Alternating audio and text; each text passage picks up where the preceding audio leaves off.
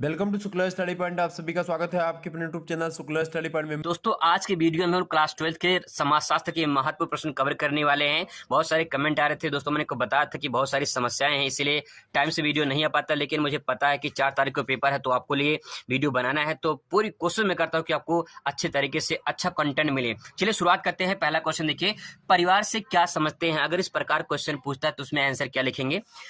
परिवार समाज की वह केंद्रीय इकाई है जिसमें माता पिता, चाचा चाची, भतीजे भतीजी, पुत्र पुत्री आदि सम्मिलित रूप रहते हैं। मतलब दोस्तों यहाँ पे ये है कि ये परिवार है पूरा का पूरा। अब बात अलग है, वो एकल परिवार, एकांकी परिवार या संयुक्त परिवार अलग अलग होते हैं, लेकिन परिवार पूछा गया है तो परिवार में परिभाषा हम लिख सकते हैं, ठीक है। जैसे माता पिता और उनके बच्चे हो, ये भी परिवार है, लेकिन ये एकांकी परिवार की परिभाषा आप दे रहे हैं, तो इसलिए आपको ध्यान में रखना है कि ये भी परिभाषा परिवार को इंडिकेट करता है। हमको बस परिवार को परिभाषा देना है, एकांकी परिवार और संयुक्त परिवार को अलग अलग नहीं बताना है। तो यहाँ पे लिख सकते हैं परिवार समाज की केंद्रीय इकाई है जिसमें माता पिता, चाचा चाची, भतीजे भतीजी, पुत्र पुत्री आदि सम्मिलित रूप से रहते हैं। दोस्तों ये पूरा का पूरा जो है परिवार कहलाता है। अगर आपसे इसी में पूछ ले परिवार की विशेषताएं बताइए तो आप क्या लिख सकते हैं? देखिए विशेषताएं में क्या हो सकता है कि परिवार में कौन कौन सी बातें हमें देखने को मिलती हैं। एक परिवार में हमें क्या देखने को मिलता है? जैसे पति पत्नी का संबंध, यौन संबंध है, रक्त संबंध है, ठीक है, जैसे रक्त संबंध पिता पुत्री है ना, वैसे निवास संबंध है, आर्थिक सुरक्षा है, सामाजिक सुरक्षा है, सभ्यता और संस्कृति का ज्ञान है। ये सब परिवार में हमें देखने को मिलता है। दोस्तों ये जो परिवार में देखने को मिलता है तो परिवार की विशेषताएं बन जाएगी। तो यहाँ पे ये 4-5 पॉइंट आराम से आप इसे लिख सकते हैं। बहुत सिंपल परिभाषा, ऐसे आप आसानी से लिख सकते हैं। अगला प्रश्न दोस्तों बहुत ही महत्वपूर्ण है, इसको ध्यान में रखिए। परिवार के विभिन्न रूप क्या हो सकते हैं? इसी क्वेश्चन को अगले से पूछ सकता है कि परिवार के प्रकार बताइए, ऐसे ही पूछ सकता है, तो आंसर यही होगा। बस थोड़ा समझना कि क्वेश्चन किस प्रकार से पूछा जा रहा है। अगर आपको घुमा देगा तो समझ लेना कि क्वेश्चन पकड़ने की कोशिश करिएगा क्या पूछा जा रहा है। आंसर इसका क्या लिख सकते हैं? परिवार के अनेक स्वरूप होते हैं। मुख्य रूप से परिवार को 2 श्रेणियों में विभाजित किया जाता है, संयुक्त परिवार या विस्तारित परिवार, और दूसरा एकांकी परिवार। क्या होता है दोनों समझ लेते हैं एक पॉइंट के लिए। यहाँ पे जिस परिवार में केवल पति पत्नी, अपने अविवाहित बच्चे या अथवा बिना बच्चों के साथ रहते तो उसे एकांकी परिवार कहा जाता है। संयुक्त परिवार में हम कह सकते हैं जब एक एकांकी परिवार दूसरे एकांकी परिवार से मिल जाए तो उसे हम क्या कहेंगे? संयुक्त परिवार। मतलब ये है कि आपके उसमें जो है चाचा चाची और जो है उसमें आपके बुआ है ना, और जो है आपके दादा दादी सब मिलकर जो है एक साथ रहते हैं, तो कहेंगे एक संयुक्त परिवार कहलाता है। अगला प्रश्न दोस्तों बहुत ही महत्वपूर्ण, ध्यान रखिएगा। नातेदारी व्यवस्था से आप क्या समझते हैं? नातेदारी के भेद तथा श्रेणियां स्पष्ट कीजिए। इस क्वेश्चन का आंसर कैसे लिखेंगे? बहुत ही सिंपल है। रिलेशनशिप के बारे में पूछा जा रहा है। रिश्तेदारी क्या है, नातेदारी क्या है, इसके बारे में आप सभी अच्छे से जानते हैं। बस 2 पॉइंट आपको समझना है। साधारण शब्दों में नातेदारी व्यवस्था रिश्ते नाते के आधार पर बने मानवीय संबंधों की एक व्यवस्था है। नातेदारी बंधन व्यक्तियों के बीच के वे सूत्र होते हैं जो या तो वंश परंपरा के माध्यम से, रक्त संबंधियों या विवाह के माध्यम से संबंध से जुड़े होते हैं। दोस्तों 2 पॉइंट आपको यहाँ पे नोट डाउन करना है। पहला पॉइंट यहाँ पे देखिए, यहाँ पे कहा गया है एक तो रक्त संबंधी, दूसरा विवाह संबंधी। दोस्तों जब कभी भी रिलेशनशिप बनता है तो 2 ही चीज में बनता है, पहला रक्त के आधार पे और दूसरा विवाह। यही 2 दोस्तों पॉइंट है। आप इस बात को ऐसे समझ सकते हैं जैसे मान लो एक लड़का है एक लड़की है, ठीक है। ये मान लीजिए लड़का है और मान लेते हैं ये लड़की है, ठीक है। इसका नाम टिल्लू है, इसका नाम लिली है। अब दोस्तों इसको क्या करते हैं, अभी ये अनजान है, इन दोनों का रिलेशनशिप बनाइए, इन दोनों को शादी करा दीजिए। जब इन दोनों की शादी होगी तो इस लड़के का जो परिवार होगा, इस लड़की के जो परिवार होंगे, कहीं के इनसे जुड़ेंगे तो किसके आधार पे? विवाह के आधार पे। अगर विवाह नहीं होता तो कैसे रिलेशनशिप बनता? नहीं बनता ना। तो पहला पॉइंट हो जाएगा विवाह के आधार पे इन दोनों का रिश्तेदारी बन गया है।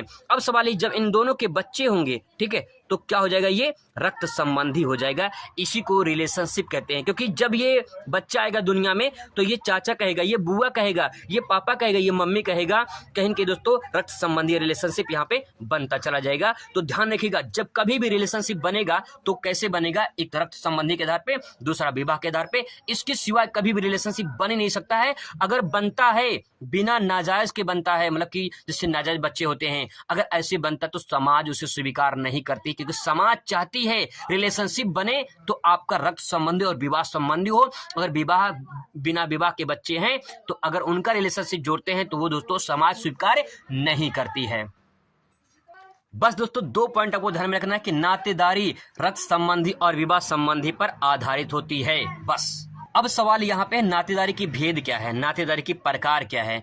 2 पॉइंट जो यहाँ पे मैंने बताया है यही इसकी भेद है और यही इसकी प्रकार भी है। क्वेश्चन किसी प्रकार से घुमाए बस समझ जाना पूछा क्या जा रहा है। दोस्तों यहाँ पे ध्यान रखिएगा, रक्त संबंधी नातेदारी वही मैंने बताया, इसमें उन नातेदारी को सम्मिलित किया जाता है जो समान रूप से रक्त संबंधी होते हैं, रक्त के संबंध के आधार पर एक दूसरे से जुड़े होते हैं। ये पहला पॉइंट। जैसे भाई बहन रक्त संबंधी है, चाचा ताऊ बुआ मामा मौसी इत्यादि को इस श्रेणी में रखा जाता है क्योंकि ये रिलेशनशिप आते हैं किसमें, रक्त संबंधी होता है। दूसरा पॉइंट दोस्तों लिखेंगे यहाँ पे विवाह संबंधी नातेदारी। इसमें हम उन सभी नातेदारी को सम्मिलित करते हैं जो विवाह के संबंध के आधार पर एक दूसरे से जुड़ते हैं। वही मैंने आपको एग्जाम्पल से समझा दिया कि जब अगर इन दोनों की शादी करा दिया जाए तो इनके परिवार और इनका परिवार किसी रिलेशनशिप में जुड़ेंगे तो किसके आधार पे, विवाह के आधार पे ही जुड़ेंगे। तो दोस्तों आप आसानी से बात को समझ सकते हैं। आगे देखिए, बहुत ही महत्वपूर्ण प्रश्न है, जाति से आप क्या समझते हैं, जाति की प्रमुख विशेषताओं का वर्णन कीजिए। मोस्ट इंपॉर्टेंट दोस्तों प्रश्न है, इसको ध्यान रखिएगा, ठीक है।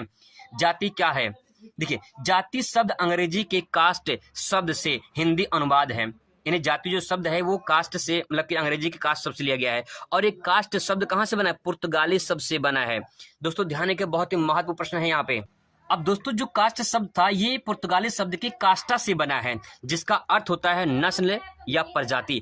आप इस बात को ऐसे समझ सकते हैं दोस्तों, सिंपल वर्ड में आपको समझा दूं मैं कि जाति जो है ये हिंदी शब्द है, ये जाति कहाँ से लिया गया है, कास्ट से लिया गया है। तो कास्ट कौन शब्द, अंग्रेजी शब्द है। तो ये अंग्रेजी शब्द कास्ट आया कहाँ से, कास्टा से आया है। पुर्तगाली मतलब जननी कौन है जाति का, जननी दोस्तों पुर्तगाली शब्द है। ध्यान से बात को समझने की कोशिश करेगा कि अगर आपसे पूछ ले कि जाति की उत्पत्ति किस भाषा से हुई है तो बताएंगे पुर्तगाली, ना कि अंग्रेजी से, क्योंकि अंग्रेजी शब्द भी पुर्तगाली से बना है तब जाके हमारे पास जाति आया है। तो ध्यान रखिएगा, जाति यानी कास्ट और कास्ट यानी कास्टा और कास्टा का अर्थ होता है नस्ल या दोस्तों प्रजाति। तो जाति कौन सी भाषा का शब्द है, पुर्तगाली भाषा का शब्द है। ये आपसे बहुविकल्पीय में या अतिलघु में पूछा जा सकता है। Point be noted my Lord. तो दोस्तों आई होप कि आपको जाति की परिभाषा समझ में आ गया होगा। अगला प्रश्न देख लेते हैं, भारतीय समाज में जाति व्यवस्था के गुण और दोषों की व्याख्या कीजिए। तो भारतीय समाज में जाति व्यवस्था के गुण और दोष क्या क्या हैं, समझ लेते हैं थोड़ा सा इनको फटाफट। जाति व्यवस्था का इतिहास हजारों वर्ष का है। वास्तव में भारतीय समाज में जाति व्यवस्था द्वारा अनेक कार्य संपन्न होते हैं और आज भी यह हो रहा है। अनेक दोष होते हुए भी आज जाति व्यवस्था का महत्व किसी न किसी रूप में बना हुआ है। इसका प्रत्यक्ष प्रमाण यह है कि जाति प्राचीन काल से आज तक भारतीय सामाजिक व्यवस्था में विशेष भूमिका निभाती आ रही है। आप इतना समझ जाइए कि जाति व्यवस्था आज की नहीं है, हजारों साल पुरानी व्यवस्था है ये। और वास्तव में भारतीय समाज में कहेंगे जाति व्यवस्था एक अनेक रूपों में पाया जाता है। तो यहाँ पे दोस्तों बात किया जाए तो ये प्राचीन काल से आज तक भारतीय सामाजिक व्यवस्था में विशेष भूमिका निभा रहा है। अपनी कहने की जो छवि है वो अपनी बनाए रखा है। वो तो बात थी दोस्तों परिभाषा की थोड़ी सी। अब यहाँ पे जो फैक्ट पॉइंट है कि जाति व्यवस्था की प्रमुख कार्य या गुण कौन कौन से, इनको समझ लेते हैं। बहुत अच्छी तरीके से समझिए। मानसिक सुरक्षा में लिखेंगे जाति अपने सदस्यों को मानसिक सुरक्षा प्रदान करती है। जाति का निर्धारण जन्म से होता है। बहुत ही महत्वपूर्ण दोस्तों पॉइंट, इसको नोट डाउन कर लेंगे। जाति का निर्धारण जन्म से होता है, ये बहुत ही बढ़िया प्रश्न है। बहुविकल्पी यहाँ से बन सकता है कि जाति का निर्धारण किससे होता है, तो जन्म से होता है। अतः व्यक्ति को व्यवसाय विवाह संबंधी आदि के विषय में विशेष सूचना नहीं पड़ता है। लोग कहते हैं कि जो जाति होती है वो व्यवसाय पर आधारित होती है, विवाह पे आधारित होती है। ऐसा नहीं है, जाति जन्म पर ही आधारित होती है, क्योंकि जिस जाति में जो बच्चा जन्म ले लिया उसकी जाति उसके साथ जुड़ जाती है। जो भी मनुष्य अपने जाति में है वो कहीं न कहीं अपने सामाजिक अवस्था को बनाए रखा है और उसका उसी में मानसिकता भी बनी रहती है कि मैं इस जाति से हूं। अगला पॉइंट दोस्तों यहाँ पे नोट डाउन कर सकते हैं, समाज में स्थिरता। समाज में स्थिरता का मतलब समाज में ठहराव। स्थिर मतलब क्या? समाज में रुकना, रुकावट। अब समाज में किस प्रकार को रुकावट है? रुकावट है दोस्तों जाति बंधन का रुकावट है। नहीं तो अगर जाति ना होता तो समाज कहीं ना कहीं आगे जरूर निकल गया होता। इसीलिए एक बहुत बड़ी रुकावट है दोस्तों जाति बंधन। हमारे समाज में आज भी मानसिक स्थिरता दिखाई देता है, जिसका मूल कारण जाति व्यवस्था है। लोगों ने कहीं कि अपने आप में एक धारणा बना रखी है कि हम इस जाति से हैं और उस जाति को लेकर अपने कर्मों को करते हैं, जो भी उनका काम होता है उस काम को करते हैं। और कहीं न कहीं उनके जो अंदर काम करने की इच्छा होती है वो एक ठहरावपन आ जाता है, क्योंकि उनकी जो जाति है उनको रोकती है कि आपका काम बस इतना ही है, इतना ही करना है। आई होप दोस्तों कि आपको समझ में आ रहा होगा। सामाजिक सुरक्षा, अगला पॉइंट ले सकते हैं सामाजिक सुरक्षा। जाति व्यवस्था अपने सदस्यों को हर प्रकार की सामाजिक सुरक्षा प्रदान करता है। जो जिस जाति में है उसी प्रकार से उसको अपनी सामाजिक सुरक्षा मिलती रहती है। रक्त की शुद्धता का तात्पर्य क्या है? जाति व्यवस्था द्वारा रक्त की शुद्धता में विशेष सहायता मिलती है। दोस्तों तात्पर्य ये है कि जो जिस जाति में अपना खुश है, ऐसा नहीं कि मुझे जाति मिल जाए, ऐसा नहीं है। कहीं न कहीं रक्त संबंधी शुद्धता का तात्पर्य को जाति, जो भी जिसकी जाति है अपने जाति में खुश है और उसको उसे संतुष्टि मिल रही है। पहले दोस्तों छुआछूत की जो बीमारी चलती थी पहले, अब तो खत्म हो चुका है, लेकिन अभी भी कहीं कहीं दिखाई देता है, लेकिन फिर भी बहुत कुछ खत्म हो चुका है। तो यहाँ पे अब सवाल ये है कि जो जिस जाति में है अपने जाति से खुश है और कहीं के उसको अपने आप में एक उम्मीद जगती कि अब जो है हमारे जाति के समाज के लोग कुछ कर सकते हैं। आगे ले सकते हैं जाति व्यवस्था की प्रमुख दोष या हानियां क्या हैं। देखिए पहला पॉइंट ले सकते हैं इसमें अप्रजातांत्रिक। दोस्तों इसका तात्पर्य है, प्रजा मतलब क्या? जनता, तंत्र मतलब जो जनता के पूरा का पूरा जो जनता का समूह है, समूह का जो संगठन बना हुआ है। जैसे आप जिस गांव में रहते हैं, जिस क्षेत्र में रहते हैं, वो आपके गांव के लोग समूह बनाए हुए हैं। मतलब आपके गांव में अलग अलग प्रकार के जाति के लोग रहते हैं और उनसे आपका गांव का समाज बना है। तो प्रजातंत्र मतलब जो प्रजा अलग अलग फैली हुई है वो अपने जाति के आधार पे अलग अलग बटी हुई है। अगर आपके गांव में कोई पूर्वा है तो अलग अलग पूर्वे जाति के आधार पे भी बटे होते हैं। तो प्रजातांत्रिक का एक ऐसा दोष है कि जाति के आधार पे बंटना, ये भी जाति व्यवस्था का दोष है। अगला पॉइंट ले सकते हैं इसमें राष्ट्रीय एकता में बाधक। देखिए राष्ट्रीय एकता तभी हो सकती है जब जाति बंधन ना हो। जाति बंधन का तात्पर्य यह है कि कहीं न कहीं अगर जाति से जाति बंधन मिल रही है तो समस्या ये होती है कि राष्ट्रीय एकता यानी देश की एकता में कहीं न कहीं समस्या खड़ी हो जाती है कि हम इस जाति के तो हम क्यों हेल्प करें, हम उस जाति के तो हम क्यों मदद करें। तो ऐसी समस्या जब सामने आती है तो देश का जो है एकता में वो जो है एकता नहीं हो पाती है कहीं न कहीं। अगला पॉइंट नोट डाउन कर सकते हैं इसमें सामाजिक विघटन।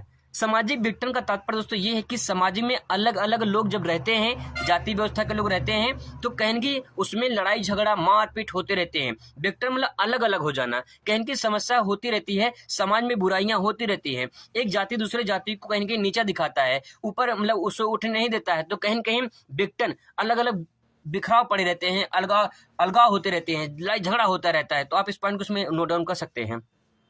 अगला ले सकते हैं इसमें आर्थिक प्रगति में बाधक। देखिए कहीं कहीं जाति जो है वो कहीं कहीं उनकी सोच के ऊपर भी निर्भर करता है कि कहीं कहीं उनकी जो सोच है उसके आधार पे वो काम करते हैं और उनकी जो सोच है उनकी जाति से संबंधित होती है। इसीलिए उसको आर्थिक प्रगति कहीं कहीं विकास नहीं हो पाता है। तो ये विकास नहीं हो पाएगा तो कहीं कहीं उनका जो एक बहुत बड़ा कारण बनेगा वो जाति के आधार पर ही होता है। अगला पॉइंट लिख सकते हैं इसमें प्रतिभा का दुरुपयोग। जैसे कभी कभी होता है कि कोई जाति का है, उसकी प्रतिभा अच्छी है, जैसे मान लो कोई ए जाति का है, कोई बी जाति का है। मैं किसी जाति का नाम मैं यहाँ पे नहीं ले सकता क्योंकि यहाँ पे एक सामाजिकता के लिए खिलाफ होगा। तो यहाँ पे मान लेते हैं एक जाति है, एक बी जाति है, ठीक है। अब ए जाति वाला मान लेते हैं ये उच्च कैटेगरी का है और ये निम्न कैटेगरी का है, ठीक है। अब मान लेते हैं ये निम्न जाति वाला, अगर ये इसकी प्रतिभा मतलब विकसित हो गई, मतलब ये बच्चा जो है ब्रिलियंट हो गया और ये कहीं कहीं विद्यालय में टॉप कर दिया, तो क्या होगा, इसके जो प्रतिभा हो उसकी दुरुपयोग किया जाएगा, कहीं कि उसको नीचा गिरा के इस ऊंचे वाले व्यक्ति को ऊपर उठाया जाएगा। तो ये समस्या बनी रहती है, तो प्रतिभा का दुरुपयोग होता रहता है। तो दोस्तों ये सारे पॉइंट जाति व्यवस्था में आप इसे नोट डाउन कर सकते हैं। अगला प्रश्न दोस्तों बहुत ही महत्वपूर्ण है, अनुसूचित जाति की 3 समस्याएं बताइए। अनुसूचित जाति की यहाँ पे 3 समस्याएं क्या क्या है ये आपको नोट डाउन करना है। पहला पॉइंट लिखिए यहाँ पे, अनुसूचित जातियों के सम्मुख बड़ी समस्या अस्पृश्यता यानी छुआछूत। अस्पृश्यता मतलब छुआछूत की रही। यदि वर्तमान में इससे कमी आई है, मतलब कि जो पहले छुआछूत की जो कमी मतलब बहुत ज्यादा थी छुआछूत, अब दोस्तों उसकी कमी देखने को मिल रही है, तो ये सबसे बड़ी समस्या थी, लेकिन अभी भी दिखाई पड़ती है। अगला देखिए, अनुसूचित जाति यानी SC ST की बात की जा रही है, यहाँ पे तो बात SC की जाए। दूसरा पॉइंट ले सकते हैं, अनुसूचित जाति के लोग आर्थिक दृष्टि से पिछड़ी जाति। अगला पॉइंट दोस्तों में ले सकते हैं, अनुसूचित जाति के लोग आर्थिक दृष्टि से पिछड़ी स्थिति में हैं, निर्धनता इनके लिए अभिशाप बनी हुई है। ये बहुत बड़ी समस्या है, अनुसूचित जाति के लोग निर्धनता के शिकार हुए हैं। कहीं कहीं उनकी जो कार्य करने की क्षमता है वो करना चाहते हैं, लेकिन कहीं की जाति जो है वो उनको पीछे कर देती है। अगला पॉइंट ले सकते हैं इसमें, अनुसूचित जाति के लोगों को आवास की समस्या का भी सामना करना पड़ता है। आवास की समस्या जो है, कहीं कहीं इनके पास घर नहीं होता है, और जो घर मिलते हैं तो कभी कभी ऐसा हो जाता है जो पात्र है, समाज में यही तो होता है, जो पात्र है उसको नहीं मिलता है, जो अपात्र है उसको मिल जाता है, तो यही सबसे बड़ी समस्या है। अगला प्रश्न दोस्तों देख सकते हैं, दिव्यांग से आप क्या समझते हैं? दिव्यांग से आप क्या समझते हैं, या दिव्यांग किसे कहते हैं, दिव्यांग क्या है? किसी प्रकार से क्वेश्चन पूछे, आंसर यही होगा, जो व्यक्ति किसी कारणवश शारीरिक रूप से अपंग हो उसे अपाहिज या विकलांग पुकारने के स्थान पर सम्मान पूर्वक दिव्यांग कहा जाता है। दोस्तों ये पॉइंट आप ध्यान में रखिएगा कि दिव्यांग क्या है, तो आप इतना समझ जाइएगा, जो व्यक्ति किसी भी कारणवश शारीरिक रूप से अपंग या अपाहिज हो उसे विकलांग पुकारने के स्थान पर सम्मान पूर्वक जो है दिव्यांग कहा जाता है। अगला प्रश्न दोस्तों नोट डाउन कर सकते हैं, बहुत ही महत्वपूर्ण प्रश्न है, सामाजिक अपवर्जन या बहिष्कार से आप क्या समझते हैं? इस प्रश्न का उत्तर कैसे लिखेंगे? क्वेश्चन कई प्रकार से आपसे पूछ सकता है। सामाजिक अपवर्जन या बहिष्कार वह तौर तरीके हैं उनके माध्यम से किसी व्यक्ति या समूह को समाज में पूरी तरह से घुलने मिलने से रोकता है तथा अलग या बहिष्कार की प्रकृति अनैच्छिक होता है। ऐसे भी कर सकते हैं, सामाजिक अपवर्जन बहिष्कार की प्रकृति अनैच्छिक होता है, अर्थात यह बहिष्कार लोगों की इच्छाओं के विरुद्ध कार्यवाहित होता है। दोस्तों इस बात को बहुत सिंपल तरीके से आप ऐसे समझ सकते हैं, देखिए समाज में हमारे ऐसी बुराइयां बहुत ज्यादा पनप रही हैं। जैसे समाज में क्या होता है, अपने ही गांव के पड़ोसी के साथ में जो संबंध हो जाता है, जो रिलेशनशिप बन जाता है, जैसे मान लो कोई लड़का लड़की, इनका रिलेशनशिप बन गया, संबंध बन गया, तो अब अगर मान लेते हैं इनका संबंध बनने से अगर इनकी जिंदगी में एक बच्चा आ जाता है, ठीक है, बिना शादी के, तो क्या इस बच्चे को समाज स्वीकार करेगा? स्वीकार नहीं करेगा, बल्कि इस बच्चे के साथ इन दोनों को भी समाज बहिष्कार कर देगा, बाहर निकाल देगा कि जाओ हमारे गांव से, तुम यहां से भाग जाओ।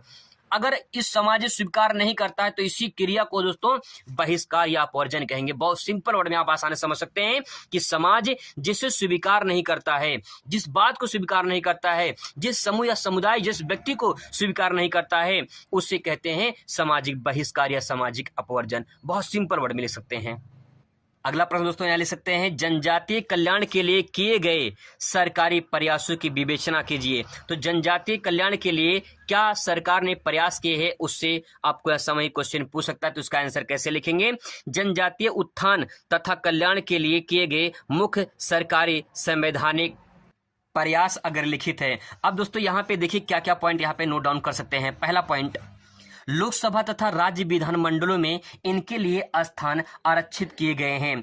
पहला पॉइंट यहाँ पे दोस्तों ये हो जाएगा कि लोकसभा और राज्य विधानमंडल में इनके लिए जनजाति के लिए आरक्षित किए गए हैं। दूसरा पॉइंट ले सकते हैं, सरकारी सेवाओं में आरक्षण प्रदान किया गया है, यानी इनको क्या किया गया है, आरक्षण प्रदान किया गया है सरकारी सेवाओं में। तीसरा पॉइंट ले सकते हैं, जनजातीय क्षेत्रों में प्रशासन हेतु कल्याण व सलाहकार एजेंसियां स्थापित की गई हैं। ये बहुत महत्वपूर्ण पॉइंट हो जाएगा।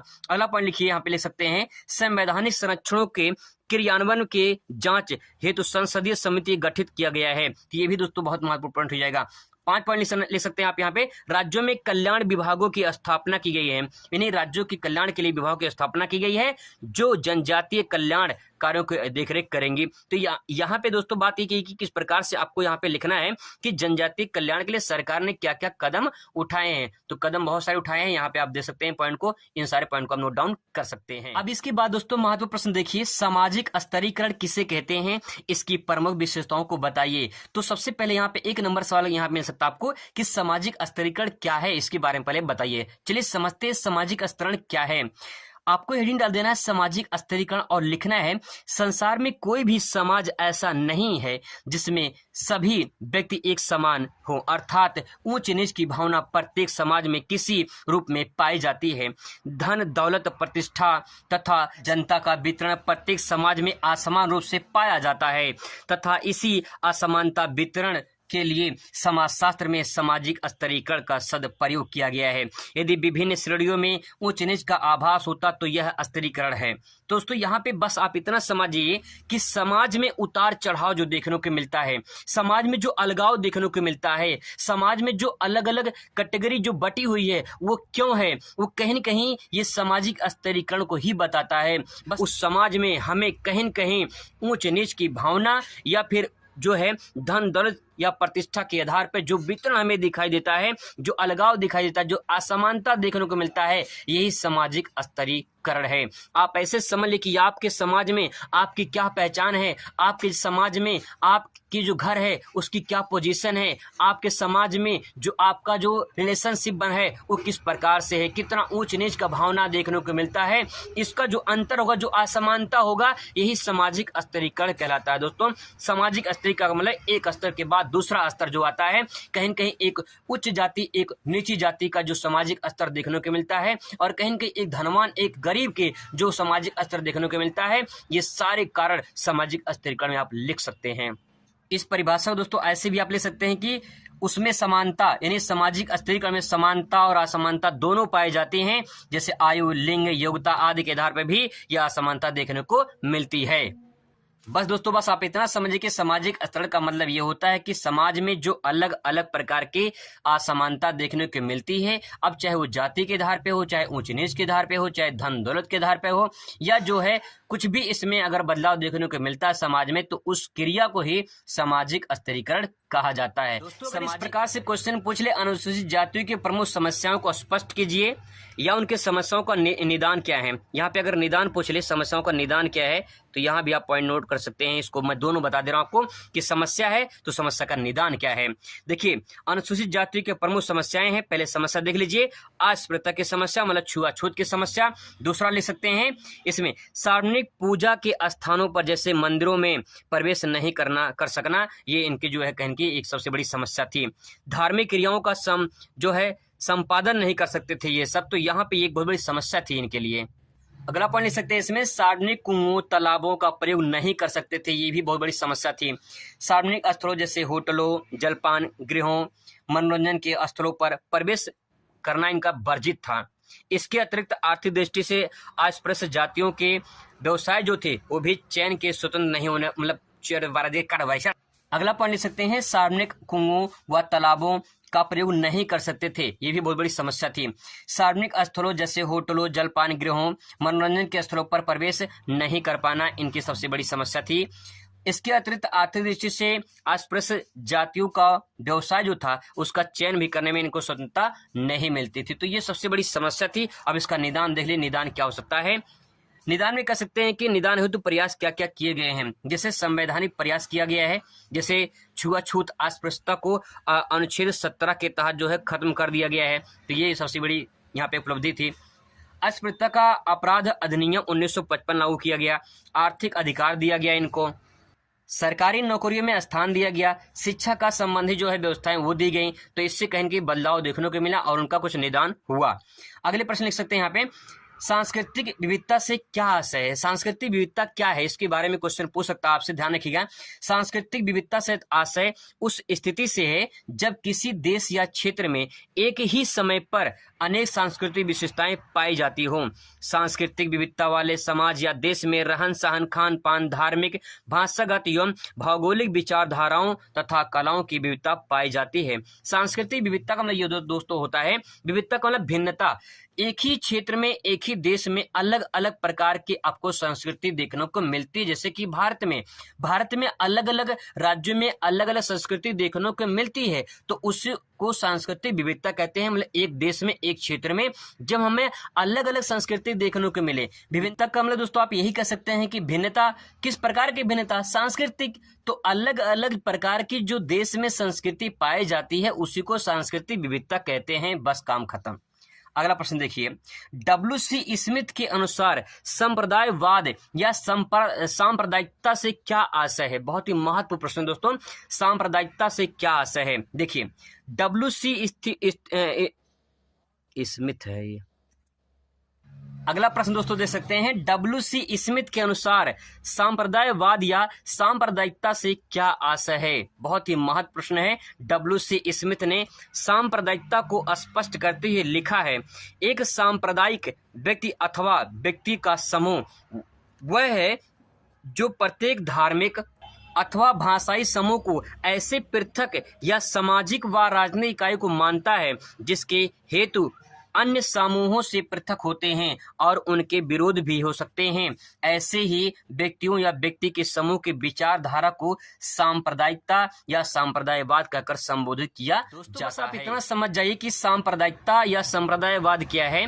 जब कोई भी संप्रदाय, जैसे कोई समूह है व्यक्तियों का, उनका संप्रदाय अलग है, दूसरे व्यक्ति का संप्रदाय अलग है, तो क्या करेंगे, जब व्यक्तियों का संप्रदाय अलग अलग विचारधारा उनकी बटी हो, अलग अलग हो, तो उसे हम सांप्रदायिकता या संप्रदायवाद कहते हैं। ठीक है, जैसे कि हिंदू, मुस्लिम, सिख, ईसाई, इनकी संप्रदाय अलग अलग है, तो इनका व्यक्तियों का समूह भी अलग अलग देखने को मिलता है। तो क्या है, इनका संप्रदाय अलग है, हिंदू का संप्रदाय अलग है, मुस्लिम का अलग है, सिख का, ईसाई का अलग अलग है। तो ऐसे संप्रदाय को समूह जो उनकी जो विचारधारा है उसी को संप्रदायवाद कहा जाता है। अगला प्रश्न दोस्तों है, क्षेत्रवाद का क्या अर्थ है? क्षेत्रवाद की अवधारणा का प्रयोग संकुचित और विस्तृत दोनों रूप में किया जा सकता है। संकुचित रूप में इसका प्रयोग स्थानीय हेतु के प्रति विशेष लगाव और विस्तृत रूप में केंद्र के प्रति आंदोलन की इंगित करने के लिए किया जाता है। क्षेत्रवाद का मतलब दोस्तों बस इतना हो जाएगा कि जैसे मान लो यूपी वाले चाह रहे हैं कि हम यूपी के लोग हैं, अगर महाराष्ट्र में वो जाते हैं तो महाराष्ट्र वाले इनके साथ अगर कहीं अत्याचार करते हैं तो कहें कि ये क्षेत्रवाद है। ठीक है, अगर आप कहीं मान लो कि आप हिमाचल प्रदेश जाते हो तो हिमाचल प्रदेश अगर आपके साथ कोई अत्याचार करते हैं तो अब क्या है, ये क्षेत्रवाद है। तो क्षेत्रवाद का मतलब दोस्तों ये है कि यहाँ पे कोई भी स्थानीय तरीके से या केंद्र की तरफ से या राज्य की तरफ से कोई अगर आंदोलन देखने को मिलता है तो इसी को क्षेत्रवाद कहते हैं। जो इतना भाषा लिखा हुआ है उसकी 2 लाइन में परिभाषा आप लिख सकते हैं। अगर आपसे अलग से क्वेश्चन पूछ ले कि क्षेत्रवाद को बढ़ावा देने वाले 2 कारणों को उल्लेख कीजिए, तो आप ले सकते हैं। एक भाषाई प्रेम। भाई देखिए, तेलुगु वाला है तो अपना जो है तेलुगु भाषा बोलेगा, बिहारी है तो भोजपुरी भाषा बोलेगा, है ना। अगर पंजाबी तो पंजाबी भाषा बोलेगा, महाराष्ट्र का है मराठी भाषा बोलेगा, उड़ीसा का तो उड़िया भाषा बोलेगा। तो जो भाषा का प्रेम है वो उनकी भाषा का प्रेम उनके साथ में है। तो अगर महाराष्ट्र जो है, महाराष्ट्र का कोई व्यक्ति रहेगा तो मराठी भाषा बोलेगा, उसको मराठी भाषा से प्यार होगा। तो कहीं न कहीं जो प्रेम है भाषा के प्रति, ये क्षेत्रवाद का कारण बनता चला गया है। ठीक है, बात समझ में आई। अगला पढ़ सकते हैं, असंतुलित आर्थिक विकास। क्षेत्रवाद के उद्भव में देखा जाए तो ये सबसे बड़ा कारण है असंतुलित आर्थिक विकास। लोग मुंबई, दिल्ली, आंध्र प्रदेश या फिर जो है चेन्नई उन्हें कमाने क्यों जाते हैं? वहां पे कमाने इसलिए जाते हैं क्योंकि वहां पे जो है कहीं के लोगों को रोजगार मिल जाता है, कंपनियां बहुत सारी हैं, लोगों को रोजगार मिल जाता है, उनसे अपनी आर्थिक जीवन चलती रहती है। तो अब सवाल है कि यूपी बिहार में उतना ज्यादा आर्थिक विकास नहीं हो पाया है, तो कहीं के लोग, यूपी बिहार के लोग कमाने जाते हैं बाहर, तो जो कमाने जाएंगे तो वहां के लोग अत्याचार करेंगे, मतलब कि क्षेत्रवाद का अपनाएंगे। तो ये पॉइंट देखिए, कल्याणकारी राज्य से क्या आशय है? कल्याणकारी, बस दोस्तों प्रश्न समझिए कि पूछना क्या चाह रहा है।